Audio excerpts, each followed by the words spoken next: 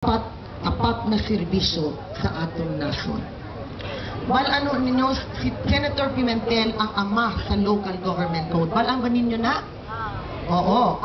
Unsa man ang local government code, maunang naghatag og pondo og kapangyarihan sa atong mga barangay, munisipyo, syudad o probinsya para mauswag ang atong mga kinabuhi.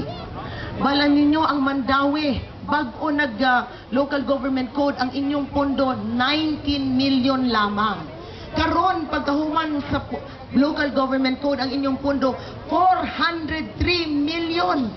Naunsa man na para sa inyo ang kahinungtungan ana, naabay inyong mga barangay hall, naabay inyong multipurpose hall, sa inyo, na inyong mga sports complex, yung basketball court, tanan ka na kay gihatag sa inyo ni Senator Nene Pimentel sa pamaagi sa local government code. At gusto ko unta na kung ako inyong tugutan mo adto sa Senado, gusto ko dugagan ang mga pondo para sa atong kabarangayan ug ato sa mga local government. Unsa man na mahimo kung naay dugang nga pondo, naamoy feeding programs, naamoy scholarships, naamoy mga livelihood o kooperatiba na makaayo sa inyong kinabuhi. Munang akong gusto ipadayon ang laban sa akong amahan. Mutugot ba mo? Salamat gid kaayo. Dahil naadayon kausa nga duol sa akong kasing-kasing. Mauni ang akong ihangyo na gusto ko maging tingog sa imo, sa inyong mga anak dito sa Senado. Kay nga naman, bilang usa ka inahan, duha akong anak, o bilang Presidente sa Association of Child Caring Agencies of the Philippines, isang organisasyon nga mga orphanages din sa atong nasod. Bahay ampunan. Gabantayan namo ang mga bata nga way mga ginikanan, mga bata nga giabandona, mga bata biktima sa krimen, mga bata biktima sa unsa nga abuso, prostitusyon, mga street children, mga bata munang among gahatagan og maayo nga kinabukasan kay gatuo ako nga ang bata ang atong kaugmaon. Usa gusto ko mutindog yun para sa kanila. Balaan ninyo, dili nakadugay sa Manila na ay giadto sa ako, nagstorya sa ako. Iyon niya, sa ilang lugar dito sa usa ka probinsya doon sa Manila, na ako no'y babayi, nga biyo-biyo kuno siya sa truck, delivery truck, na iyang dala nga bag. Anong pagkahuman sa pila ka minuto, wa nakatanaw mga tao sa iya, wa nakabantay, nawala itong babayi. Di ang driver sa truck giduol, sara na unta niya likod sa truck, nakita niya to ay bag na itom. Yung niya, uy, di na ako ni Kaptan kay basig bomba ni. So yung giadto siya sa barangay. Tawagan niya ang barangay captain niya, barangay captain, ubanis ako dito kay naay bag dito sa likod sa akong sa akong truck. Iubanan siya sa barangay captain. Pag-abot niya dito, ikuha nilang bag. Unsa may sulod sa bag, iabrihan nilang zipper. Usa ka bata. Usa ka sanggol na karon lang gipanganak. Kay nga naman, basa pa ang pusod. Wa pa naputli og ayo.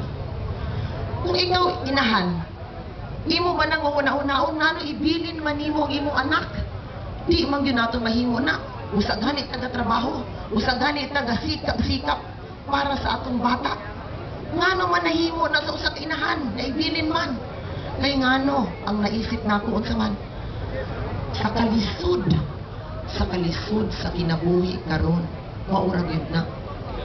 Musaingon na ako sa akong kaugalingon, ngano man naglisod yun ang atong mga katauhan, ngano gyud. Kay unsa man lain, bali ang prioridad sa gobyerno. Di nila hatagan sa edukasyon ang atong mga anak. Mga pagkaon, trabaho sa mga magginikanan para ipa-eskwela, ipakaon ng ilang mga anak, dili na prioridad sa atong administrasyon karon. Unsa pa ang patuloy nga korupsyon sa atong nayon. Munang pagkadusa ang atong mga bata. Gusto ko mutindog bilang ilang tingog di sa Senado. Kung alam ni balaan ninyo, pag biyo-biyowi ng kampanya ni Dines sa buong Pilipinas, kung anamo si Manny Villar o tagantanan, matingala mo, kinsa ang una nga moabot yun o musingta, singgiton ang ngalan ni Manny Villar. Kinsa tanaw ninyo? Ang una mo anak sa amo. Bata. Ha? Tinuod ka. First time in the history ang mga bata gadagan sa usa ka kandidato sa presidente nga Sintiagato na iyang pangalan, Manny Villar ngano man. Maunang tingog balaan na nila ang tubag sa ilang problema. Ang kinsa may tubag sa ilang problema? Tinuod ka na si Manny. Kita, mga tiguang, mga ginikanan, mamati ba ta sa ila? Mamati ba ta sa ilang singgit? Tinuod, mamati gyud kita kay sila man ang atong kinabukasan. So atong singgit karon sa Mayo, unsa atong singgit? Manny Villar, singgito na to. Og ayaw sa ninyo kalimti ang atong vice presidente og tanan kami dinhi na naa sa inyong atubang karon. Pero na ako'y hangyo sa inyo. Ay balaan ninyo hangyo og kanang uy unsa ba ni uy inyong bantayan unta akong boto kay balaan ninyo. Duwa na ka beses na biktima sa dagdag bawas si Pimentel. Balaan ba ninyo to?